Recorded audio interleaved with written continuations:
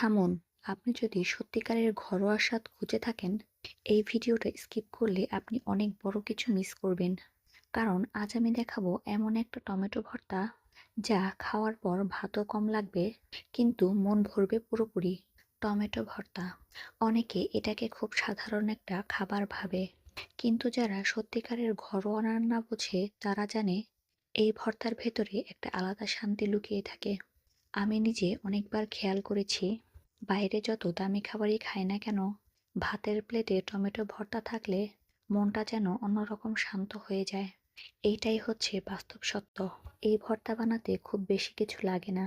টকটকে লাল পাকা টমেটো, কাঁচামরিচ, রসুন, লবণ, ধনিয়া পাতা আর একটু সরিষার তেল। এই কয়টা জিনিস অনেকের রান্নাঘরেই থাকে। কিন্তু এখানে একটি বিষয় সঠিকভাবে ব্যবহার না করলে স্বাদ আসে না। অফ ক্যামেরায় টমেটোগুলো খুব ভালো করে ধুয়ে নিয়েছি। এরপর এগুলোকে মন মতো টুকরো করে নিয়েছি। তারপর হালকা করে আগুনে পুড়িয়ে নিয়েছি। এই পোড়ানো অংশটা খুবই গুরুত্বপূর্ণ, কারণ এই জায়গা থেকে আসল ঘ্রাণ তৈরি হয়। ভালো করে খেয়াল করলে দেখা যাবে এই প্রক্রিয়ায় টমেটোর খোসাগুলো আস্তে আস্তে ফেটে যাচ্ছে আর ভেতরটা নরম ও জুসি হয়ে আসছে। এই প্রক্রিয়াটা হালকা আঁচে বেশ সময় নিয়ে করতে হবে।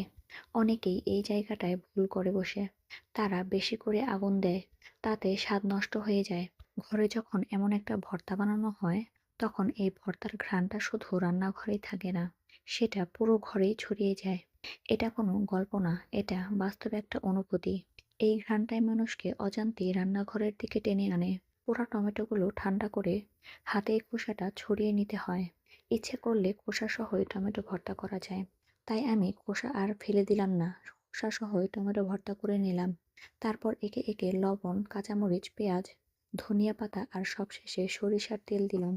যেকোনো ভর্তায় ম্যাজিক মশলা দিলে ভর্তার স্বাদ দ্বিগুণভাবে বেড়ে যায়। তবে হাতের কাছে যেহেতু ছিল না, তাই এটা স্কিপ করলাম। ভর্তা বানাতে গেলে চামচ দিয়ে কাজ হয় না। যেকোনো ভর্তা হাত দিয়ে মাখলেই আসল টেস্ট আসে। এটা বহুদিনের প্রমাণিত কথা। গরম ভাতের প্লেটে ১ চামচ টমেটো ভর্তা খাওয়ার সময় মুখে একটা আলাদা উষ্ণতা আসে। এই খাবার কোনো ভারী খাবার না, কিন্তু এই সিম্পল খাবারই আলাদা শান্তি দেয়। আর এটাই বাস্তব একটা কথা। আপনি কি জানেন, অনেকেই দিনের শেষে শুধু ভাত আর ভর্তা খেয়েই সবচেয়ে বেশি তৃপ্তি পায়। কারণ সবচেয়ে সাধারণ জিনিসই সবচেয়ে আসল।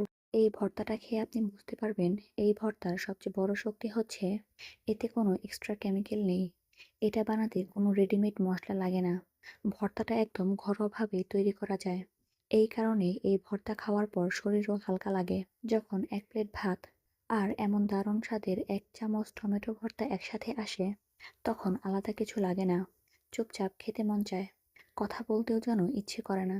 আমার কাছে মনে হয় এইটাই সত্যিকারের তৃপ্তি। একটু ভেবে দেখুন, শেষ কবে আপনি স্রেফ ভাত আর ভর্তা খেয়ে মনটা পুরো শান্ত অনুভব করেছিলেন? এই ভিডিওটা যদি আপনার সেই স্মৃতিকে মনে করিয়ে দেয়, তাহলে আপনি জানেন আপনি একা না।